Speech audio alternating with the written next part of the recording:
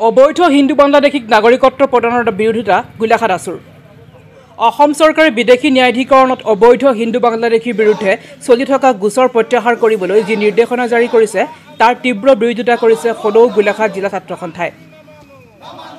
এই সিদ্ধান্ত প্ৰত্যাহাৰৰ দাবীত আজি সদৌ অসম ছাত্ৰ সন্থাৰ আহ্বানত সদৌ গোলাঘাট জিলা ছাত্ৰ সন্থাই জিলা সদৰত নিৰ্দেশনাৰ প্ৰতিলিপি দাহ কাৰ্যসূচী ৰূপায়ণ কৰে।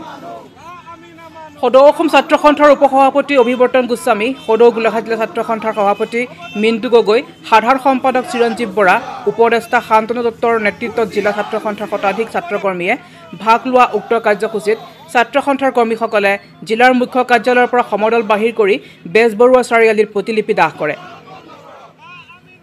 কাৰ্যসূচীত ছাত্ৰকৰ্মীসকলে বিজেপি চৰকাৰ মুৰ্দাবাদ, কা আমি নামানো, ধৰ্মৰ ভিত্তিত নাগৰিকত্ব দিয়া নচলিব, অবৈধ বিদেশী হাই হাই, আছু জিন্দাবাদ আদি ধ্বনিৰে পৰিৱেশ উত্তাল কৰি তোলে। News desk report, Golaghat diary. হয়, শেহতীয়াকৈ অসম চৰকাৰে যি জিলাৰ আয়ুক্তসমূহলৈ যি নিৰ্দেশনা প্ৰেৰণ কৰিছে যে যিবিলাক বিদেশী ন্যায়াধিকৰণত হিন্দু বাংলাদেশীৰ যিবিলাক গোচৰ চলি আছে সেই গোচৰসমূহ প্ৰত্যাহাৰ কৰিবৰ কাৰণে নিৰ্দেশনা জাৰি কৰিছে। ইয়াৰ আমি তীব্ৰ বিৰোধিতা কৰিছোঁ আৰু এই বিৰোধিতাৰ প্ৰতিবাদত যিটো সমগ্ৰ অসমতে আমি প্ৰতিলিপি দাহ কৰিছোঁ আৰু গোলাঘাট জিলা ছাত্ৰ সন্থাও আমি গোলাঘাটৰ মাজমজিয়াতে প্ৰতিলিপি আমি দাহ কৰিছোঁ। যিটো সময়ত আমি কৈ আছোঁ যে যি বিদেশী নাগৰিকৰ সমস্যা, এই বিদেশী নাগৰিকৰ সমস্যাৰ স্থায়ী সমাধান একমাত্ৰ অসম চুক্তি। অসম চুক্তিৰ জৰিয়তে বিদেশী নাগৰিকৰ সমস্যাৰ স্থায়ী সমাধান কৰিব লাগে। অৰ্থাৎ 1971 চনৰ পাছত যিখন অসমলৈ আহিছে, সি হিন্দুৱে হওক মুছলমানে হওক, তেওঁলোক বিদেশী, তেওঁলোকক বহিষ্কাৰ কৰিব লাগে।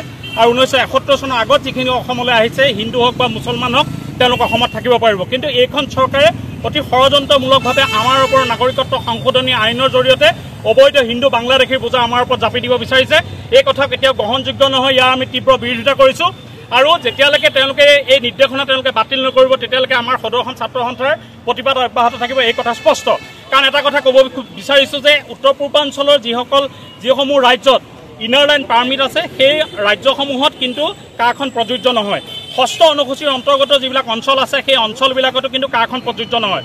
অৰ্থাৎ অসমৰ 35খন জিলাৰ 8খন জিলাত এই কাখন প্ৰযোজ্য নহয়, বাকী 27খন জিলাত কাখন প্ৰযোজ্য। যদি আমাৰ গোলাঘাট আৰু কাৰ্বি আংলঙৰ বেলিকা চাওঁ তেতিয়াহ'লে কাৰ্বি আংলঙত কাখন প্ৰযোজ্য নহয়, গোলাঘাট জিলাত কাখন প্ৰযোজ্য। গতিকে এনেধৰণৰ হঠকাৰী সিদ্ধান্ত, জাতিদংগী সিদ্ধান্ত যি ৰাজ্য চৰকাৰখনে গ্ৰহণ কৰিছে, কেন্দ্ৰীয় চৰকাৰে যি গ্ৰহণ কৰিছে, শেহতীয়াকৈ তেওঁলোকে যিখন নিৰ্দেশনা জাৰি কৰিছে, ইয়াৰ আমি তীব্ৰ বিৰোধিতা কৰিছোঁ।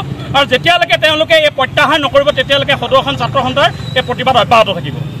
ৰাজ্যজুৰি উচ্ছেদ চলি আছে। আমি আগতেও কৈছোঁ যে যিমানবিলাক বনাঞ্চল আছে সেই বনাঞ্চলবিলাক বৰ্তমান সময়ত জনাঞ্চললৈ পৰিৱৰ্তন হ'ল। গতিকে যিবিলাক অঞ্চল বেদখল হৈ আছে সেই মুক্ত হ'ব লাগে, এই কথা স্পষ্ট। গতিকে এই কথা আমি সদৌ অসম ছাত্ৰ সন্থাই বাৰম্বাৰ কৰি আছোঁ। গতিকে ৰাজ্য চৰকাৰে শেহতীয়াকৈ যি উচ্ছেদ অভিযান আৰম্ভ কৰিছে, এই উচ্ছেদ অভিযান চলি থাকক। উচ্ছেদ অভিযান যাতে তেওঁলোকে বন্ধ নকৰে তাৰ কাৰণে তেওঁলোকলৈ আহ্বান জনাইছোঁ।